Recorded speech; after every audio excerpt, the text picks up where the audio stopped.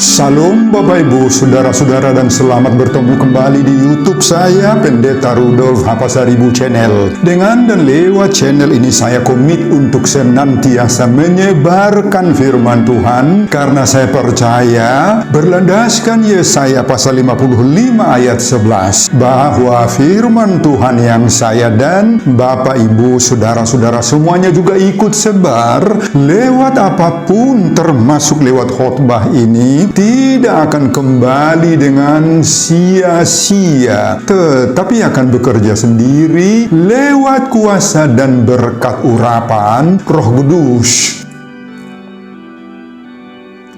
Mari Bapak Ibu, Saudara-saudara semuanya, saya ajak membantu saya menyebarkan firman Tuhan khotbah di pertanggiangan minggu kedua sesudah Trinitatis 14 Juni 2026. Terambil dari kitab Habakuk pasal 2 ayat 1 sampai 5 dan bacaan dari Galatia pasal 2 ayat 15 sampai 21. Diikat oleh topik atau tema dibenarkan oleh karena iman. Dalam bahasa Batak Toba dituliskan Dipitori ala haporseaon. Saya baca untuk kita, simaklah pembacaan firman Tuhan berikut ini. Judul perikop Habakuk pasal 2 ayat 1 sampai 5. Orang yang benar akan hidup oleh percayanya. Aku mau berdiri di tempat pengintaianku dan berdiri tegak di menara. Aku mau meninjau dan menantikan apa yang akan difirmankannya kepadaku dan apa yang akan dijawabnya atas pengaduanku. Lalu Tuhan menjawab aku demikian, tuliskanlah penglihatan itu dan ukirkanlah itu pada loh-loh supaya orang sambil lalu dapat membacanya, sebab penglihatan itu masih menanti saatnya, tetapi ia bersegera menuju kesudahannya dengan tidak menipu. Apabila berlambat-lambat, nantikanlah itu, sebab itu sungguh-sungguh akan datang dan tidak akan bertangguh.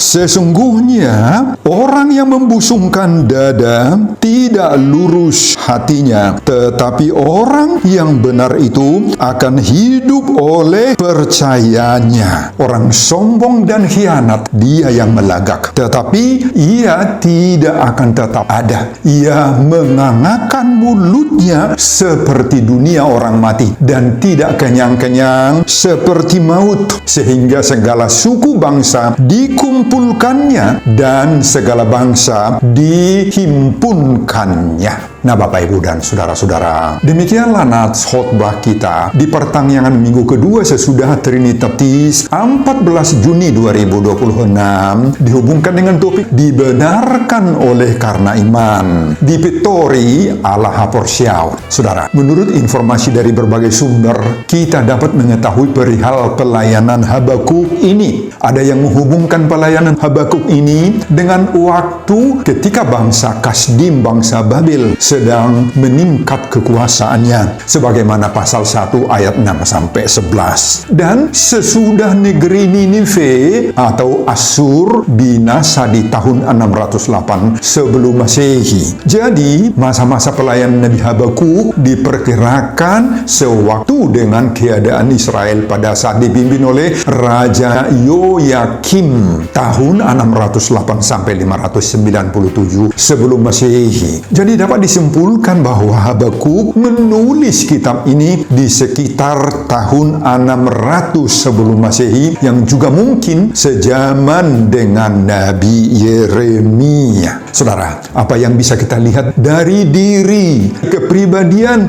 dan dari pelayanan Habakuk saat itu? Pertama, Nabi Habakuk berbeda sekali dengan pelayanan nabi-nabi lainnya. Perbedaannya yang khas, Nabi Habakuk tidak berkhotbah kepada bangsanya atau kepada bangsa lain. Perkataan dan ungkapan hatinya hanya ditujukannya sendiri kepada Tuhan saja. Kedua, Habakuk bukan menyampaikan berita, pengajaran, atau khotbah, melainkan Habakuk mengadukan berbagai-bagai persoalan yang sangat menekan jiwanya dan juga menekan jiwa bangsa Israel, Yehuda saat itu tentang pemerintahan Tuhan atas bangsa-bangsa. Ketiga, buku Habakuk yang terdiri dari 3 pasal itu berisi 2 hal yang sangat-sangat penting. Pada pasal 1 dan 2 itu berisi percakapan antara Habakuk sendiri dengan Tuhan. Sedangkan pasal 3 merupakan doa Habakuk berisi pujian syukur yang indah sekali yang melukiskan penampakan kehadiran kedatangan wajah Tuhan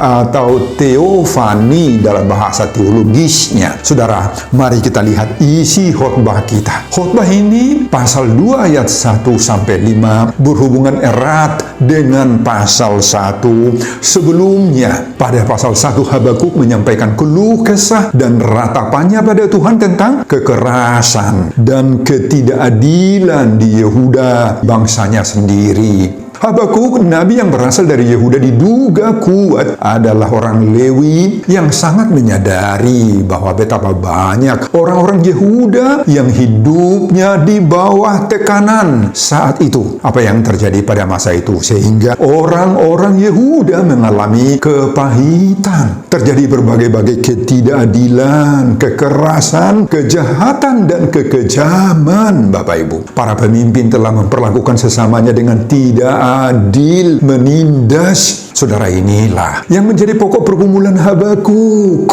Akankah keadaan seperti ini dibiarkan oleh Tuhan? Menurut Habakuk, Allah tampaknya tak peduli karena Israel dipenuhi oleh orang-orang yang tidak setia, orang-orang fasik. Tuhan sepertinya menurut Habakuk tidak tanggap untuk menghentikan kekejaman terhadap orang Yehuda ini. Kemudian pada pasal 1 ayat 5 sampai 11, Allah mulai angkat bicara. Apa kata Allah? Dengan nada marah, Allah berkata akan menghukum Israel karena di mata Tuhan begitu jahat dan tidak setia. Tuhan akan mengirim bangsa yang garang dan jahat pula. Pada pasal 1 ayat 12 sampai 17, Habakuk mempertanyakan, di mana letak keadilan Tuhan? Israel sudah hidup sengsara, menderita karena ditindas orang-orang fasik. Kok sekarang Tuhan menghukum Israel lagi dengan mengirim satu bangsa yang garang, yang jahat juga,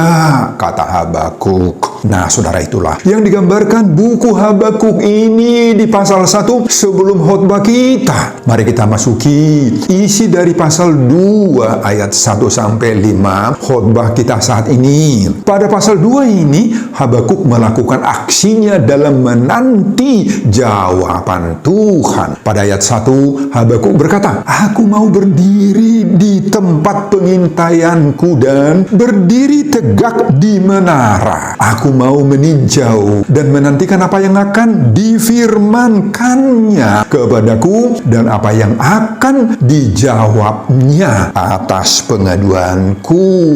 Nah, apa artinya ucapan, aksi, dan tindakan Habakuk ini, Bapak Ibu? Habakuk menggambarkan dirinya sebagai penjaga di menara pengawas yang siap menanti-nantikan jawaban Tuhan atas semua pergumulannya yang disampaikan pada Tuhan. Dalam keyakinannya yang kuat, yang teguh seperti menjaga menara, Habakuk terus berdiri menanti-nanti jawaban Tuhan atas doa-doanya dengan sabar.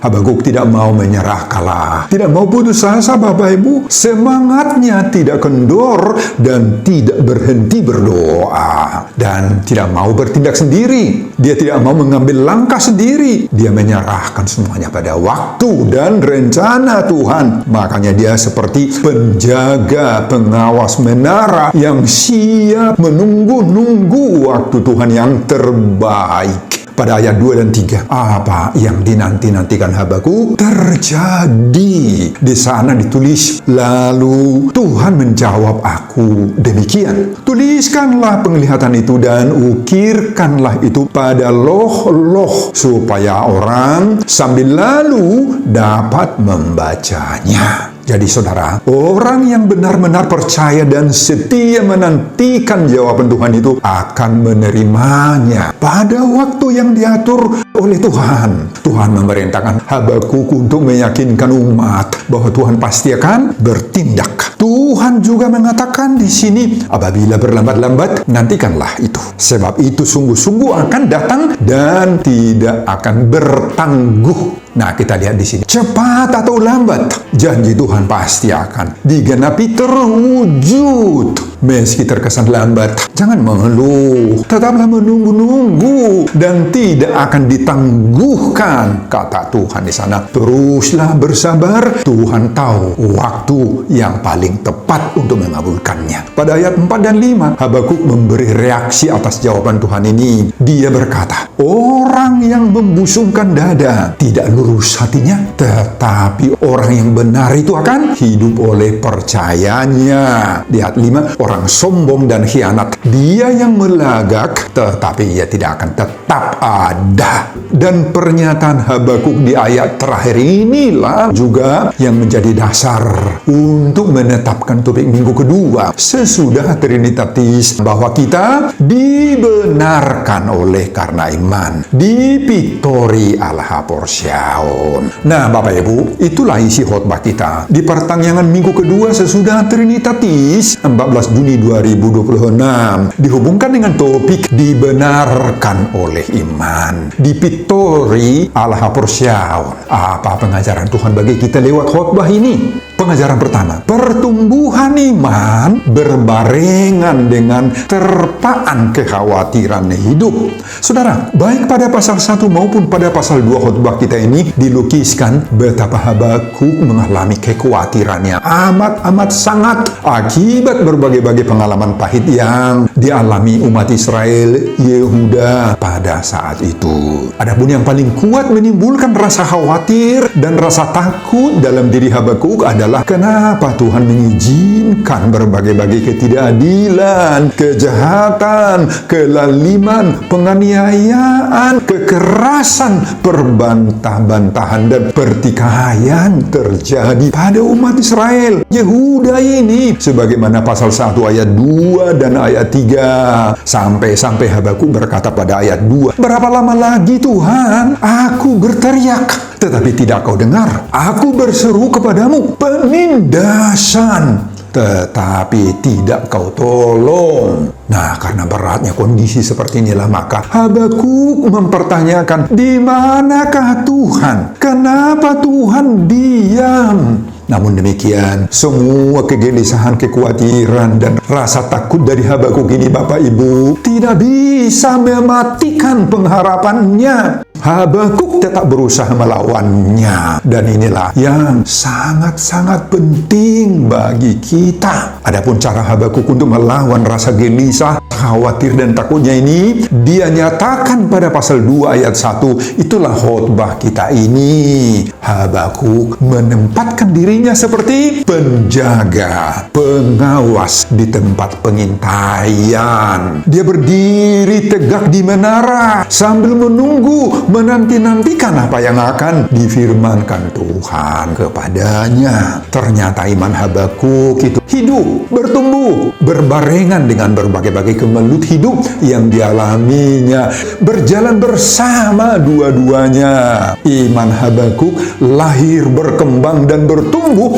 di saat rasa gelisah, rasa khawatir, rasa takut menghantui dirinya sendiri. Oh, dua-duanya berjalan. Nah, Bapak Ibu, ini memberi pelajaran rohani yang begitu kuat bagi kita. Rasa gelisah, khawatir, rasa takut, sebenarnya itu adalah sesuatu yang wajar dan manusiawi toh. Bahkan rasa gelisah, khawatir, dan rasa takut itu diperlukan. Untuk apa? Untuk melatih hidup kita agar kita mau berjaga-jaga, mawas diri, mau berusaha untuk menjalani kehidupan kita ini dengan baik, dengan penuh kehati-hatian. Pelajar atau mahasiswa misalnya yang menghadapi ujian pasti dibarengi rasa khawatir, rasa takut toh. Tetapi dengan demikian mereka akan semakin giat untuk mempersiapkan dirinya belajar supaya ujian itu dapat ditempuh dengan baik. Nah, demikian juga orang yang akan memulai karir pekerjaan di salah satu kantor atau di perusahaan juga pasti dibarengi dengan berbagai-bagai kegelisahan dan rasa khawatir toh. Orang yang baru memulai usaha, bisnis, tiga-tiga dan berbagai-bagai kegiatan lain yang membutuhkan kerja keras dan bahkan juga membutuhkan uang, selalu dilanda berbagai kekhawatiran dan kegelisahan hidup. Itu semuanya harus dialami oleh semua orang. Jadi Bapak Ibu, dalam kadar tertentu rasa khawatir itu bahkan diperlukan agar kita semakin mawas diri, semakin tetap berhati-hati dan berjaga-jaga sehingga kita bisa menjalani kehidupan ini dengan baik. Dan itulah yang dialami oleh Habakuk dalam khotbah ini. Tetapi apabila kekhawatiran itu terlalu buruk dan menguasai diri kita secara berlebihan, maka ia merusak kehidupan kita. Akibatnya kita akan pasif dalam segala hal. Tidak akan mau lagi mencoba, tidak mau lagi pergi kemana-mana. Kakulah hidup kita ini, membuat masa depan kita suram, gelap, bahkan mau melakukan tindakan-tindakan yang irasional, tindakan-tindakan yang tidak masuk akal, bahkan yang brutal seperti bunuh diri, mau minum racun dan sebagainya. Oh, fatal kalau kekhawatiran berlebihan terjadi dalam hidup kita. Mari belajar dari Habakuk ini. Hidup beriman bukan berarti tanpa masalah, tanpa kekhawatiran, tetapi justru iman itu lahir dari pergumulan. Ketika kita mengalami banyak kekhawatiran, nah di sana muncul iman. Jadi iman yang sesungguhnya tumbuh dari perjuangan menghadapi terpaan kegelisahan dalam hidup kita. Dan di saat seperti ini menerpa hidup kita, kita harus berharap Tuhan tetap menyertai kita sehingga melahirkan kekokohan hati dan iman yang kuat. Kita akan dibenarkan oleh karena iman. Di Pitori Allah Porsiaon, sebagaimana seruan topik minggu kedua sesudah Trinitatis. Pengajaran kedua, bersabarlah atas jawaban Tuhan dan tetaplah percaya. Saudara, dalam keyakinan yang kuat, Habakuk terus berdiri menanti jawaban Tuhan atas doanya. Dia mengatakan pada ayat 1, "Aku mau berdiri di tempat pengintaianku dan berdiri tegak di menara. Aku mau meninjau dan menantikan apa yang akan difirmankannya kepadaku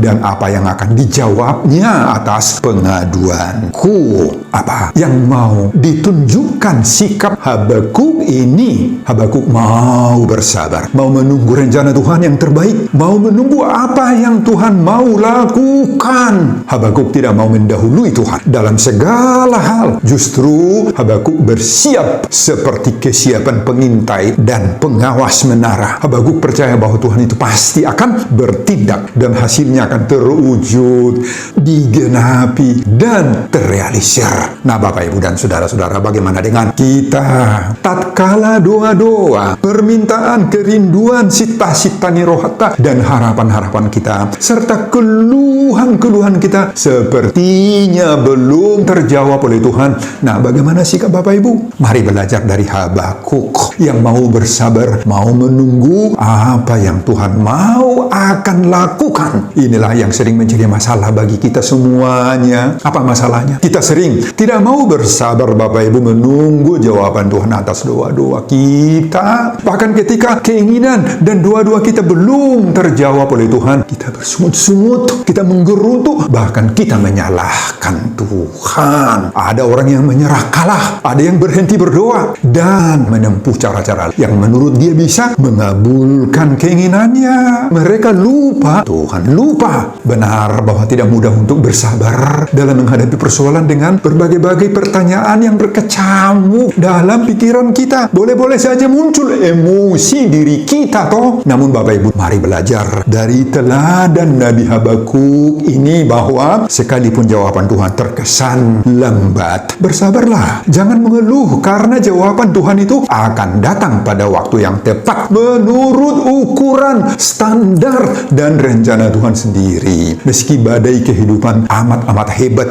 menghantam kita atau mendapat perlakuan yang sangat-sangat menyakitkan, ketahuilah bahwa Tuhan tahu saat yang tepat membawa kita keluar dari pergumulan-pergumulan itu. Nah, saudara, itulah ciri-ciri hidup orang benar. Apa? Mau bersabar menunggu jawaban Tuhan, dan dia akan pasti dibenarkan oleh karena iman. Di Pittori ala Haporsiaon, sebagaimana topik minggu kedua sesudah Trinitatis. Pengajaran ketiga, Tuhan tidak membiarkan orang percaya diperlakukan semena-mena. Jauhkan busung dadamu. Saudara, Habakuk membedakan di sini orang benar dan orang-orang yang membusungkan dadanya. Siapakah orang-orang yang busung dada ini? Orang yang membusungkan dadanya, Bapak Ibu, hati mereka tidak lurus, kata Habakuk. Istilah membusungkan dada di sini berarti menyombongkan kemampuan dan kehebatannya, menyangkal Tuhan dalam segala hal. Itu orang yang busung dada. Mereka ini tidak tahan menghadapi ujian cobaan iman. Di saat-saat seperti itulah mereka pasti akan menyangkali imannya, menyangkali Tuhan. Orang yang busung dada, atau sebutan lain yang sama dengan itu, besar kepala, selalu merasa diri paling hebat, tidak menghargai orang lain, bahkan tidak akan percaya kepada kuasa Tuhan. Oleh karena itu, Bapak Ibu, ingat, Tuhan tidak akan pernah menyukai orang yang berperilaku besar kepala, orang yang busung dada. Orang yang seperti itu selalu menempatkan dirinya menjadi musuh Tuhan. Itu sebabnya pada ayat 4 dan 5 Habakuk berkata bahwa tidak akan pernah Tuhan itu membiarkan ada orang-orang yang besar kepala atau busung dada di hadapannya, merasa bebas dan berhak seenaknya menindas orang benar, serta bertindak sesuka hatinya menyiksa orang-orang percaya. Oh, Tuhan tidak mengizinkan, membiarkan mereka berlaku seperti itu kepada orang-orang percaya. Tuhan sangat-sangat mengecam orang-orang yang tidak lurus hatinya, yang sombong, penuh khianat, yang melagak. Semua mereka itu tidak akan tetap ada, kata Habakuk di sini. Pada ayat 5 ditulis, ia mengangakkan mulutnya seperti dunia orang mati dan tidak kenyang-kenyang seperti maut. Nah, inilah gambaran hukuman Tuhan pada mereka yang busung dada ini, yang besar kepala itu. Oleh karena itu, khotbah ini sekarang mendorong kita, Bapak Ibu, agar kita harus membuang segala bentuk-bentuk dan karakter-karakter besar kepala, busung dada. Oh, buang itu semuanya dari dalam diri kita. Sebagai gambaran kesombongan, keangkuhan, kepongahan itu. Suka mereka itu mengkhianati pertemanan, mengkhianati persaudaraan, dan melalaikan tugasnya, melalaikan imannya. Mereka hanya berpikir untuk menindas, mengendalikan orang, berbuat semau gue, menginjak harga diri orang lain, menekan, mengambil yang bukan haknya, berlagak tuan, suka disanjung-sanjung, dan mereka senang kali melihat orang lain itu menderita, gadab, sande. Nah, itu sebabnya Habakuk berkata di sini, mereka tidak akan tetap ada. Artinya, mereka akan segera dihabisin oleh Tuhan. Tuhan selalu berpihak pada orang-orang benar, orang-orang percaya. Percayalah, Bapak Ibu, bahwa Tuhan itu tidak akan membiarkan kita ditindas, disakiti, ditekan, dan dikecewakan. Seberat apapun pergumulan dan tekanan hidup kita, jangan pernah berpaling dari Tuhan. Bawalah keluh kesah kita kepada Tuhan itu. Nantikanlah pertolongan Tuhan. Hiduplah untuk jadi berkat bagi orang lain. Kita akan dibenarkan oleh karena iman. Di Pittori ala Haporsiaon, sebagaimana topik minggu kedua sesudah Trinitatis. Pengajaran keempat, mari menjadi orang benar dan hidup oleh percaya. Nah, siapa dan bagaimanakah hidup orang benar? Sebagaimana topik minggu kita ini, orang benar adalah orang orang yang mau bersabar, mau menunggu campur tangan Tuhan atas setiap persoalan-persoalan hidupnya. Orang benar, hatinya lurus dan tetap bertahan dalam imannya meski harus menghadapi rongrongan berbagai-bagai goncangan hidup. Orang benar itu akan senantiasa menaruh dan meletakkan seluruh pengharapan-pengharapannya pada kuasa dan kehendak dari Tuhan sendiri. Dan ketika menghadapi penderitaan, hal itu akan semakin menambah kekokohan iman dan membuat mereka menjadi semakin mulia, semakin terhormat di mata Tuhan. Saudara, khotbah ini sekarang mengajak kita agar menjadi orang benar dan yang hidup oleh imannya. Nah, bagaimana ciri-ciri hidup orang benar dan yang beriman itu? Sebagaimana topik minggu ini.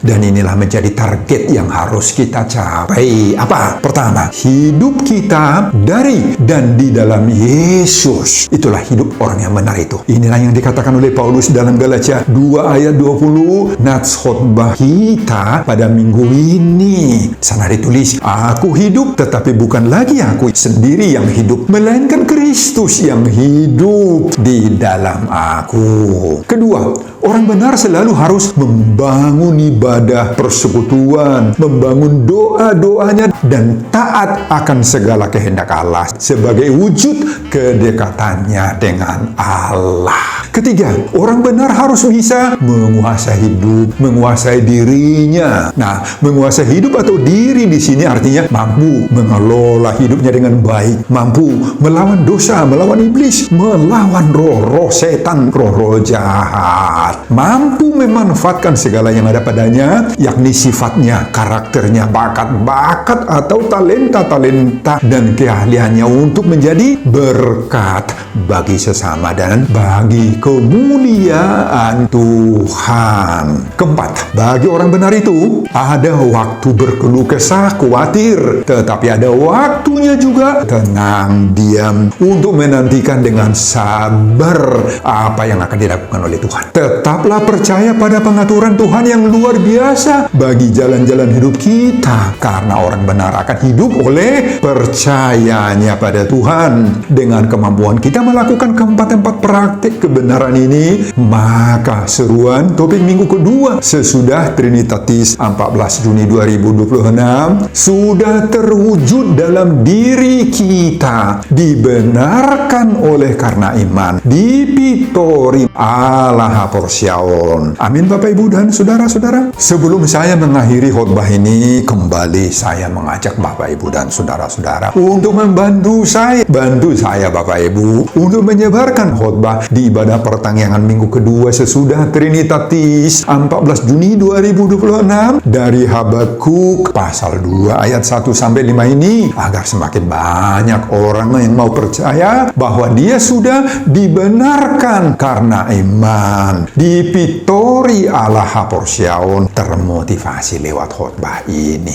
Simak juga video-video khotbah saya yang lain agar Bapak Ibu dan saudara-saudara memiliki sentuhan dan pemahaman rohani yang semakin diperkaya. Buka di YouTube saya, Pendeta Rudolf H. Pasaribu Channel. Selamat mengikuti ibadah pertanggihan minggu kedua sesudah Trinitatis. Tuhan Yesus memberkati kita. Salam Horas. Amin. Oh Bapak, terima kasih untuk firman. Pengalaman Habakuk ini sangat-sangat memotivasi kami Tuhan. Meskipun berbagai-bagai tantangan dan pergumulan dihadapi oleh Habakuk sendiri, tetapi Habakuk mampu menghadapi segala bentuk tantangan. Tuhan kiranya memberikan kekuatan bagi kami menghadapi berbagai-bagai tantangan hidup. Jangan izinkan kami khawatir, putus asa, dan jangan izinkan kami terjatuh dalam iman. Berilah kekuatan bagi kami. Terima kasih Tuhan. Berkati hamba-Mu dalam mempersiapkan khotbah-khotbah berikutnya, semua untuk kemuliaan Tuhan.